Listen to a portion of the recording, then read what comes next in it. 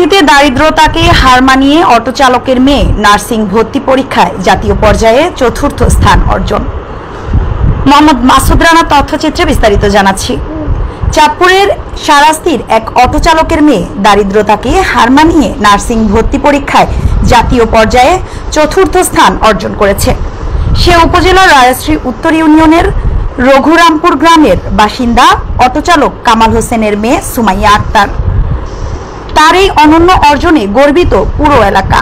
4 ভাই বোনের মধ্যে সুমাইয়া সর্বকনিষ্ঠ। শৈশব থেকেই মেধাবী সুমাইয়া জেএসসি, এসএসসি ও এইচএসসি পরীক্ষায় কুমিল্লা শিক্ষা বোর্ড থেকে প্রতিবারই জিপিএ 5 পেয়ে উত্তীর্ণ হয়েছে।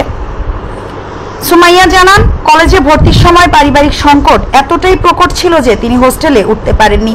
দূরত্বের কারণে ফুফুর বাড়িতে থেকে পড়ালেখা চালিয়ে যান।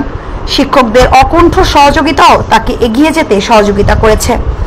ডাক্তার হওয়ার ইচ্ছা থাকলেও বাস্তবতার নিরিখে তিনি নার্সিং পেশাকেই নিজের লক্ষ্য বানান। কঠোর পরিশ্রমের ফলস্বরূপ 2024-25 শিক্ষাবর্ষের নার্সিং ভর্তি পরীক্ষায় তিনি জাতীয় মেধা তালিকায় চতুর্থ স্থান অর্জন করা সুমাইয়া বলেন, আমার বাবা মা কখনো নিজেদের জন্য কিছু চাননি। আমার স্বপ্ন পূরণই ছিল তাদের একমাত্র চাওয়া। আর ভাই নিজের পড়ালেখা বন্ধ রেখেও তাকে সহায়তা করেছে বলে জানান সুমাইয়া। সুমাইয়ার এই সাফল্যে খুশি হয়ে শারাস্তি উপজেলা নির্বাহী অফিসার নিগার সুলতানা তাকে আর্থিক সহায়তা হিসেবে একটি চেক প্রদান করেন। সেই সহায়তার তার পরবর্তী শিক্ষা জীবনে বড় অবদান রাখে।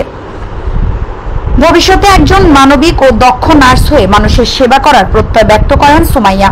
এদিকে মেয়ের এমন সাফল্য পিতা কামাল হোসেন আবেগে আপ্লুত হয়ে বলেন, দারিদ্র্যর চোখ দিয়েই আমি মেয়ের উজ্জ্বল ভবিষ্যতের স্বপ্ন দেখি।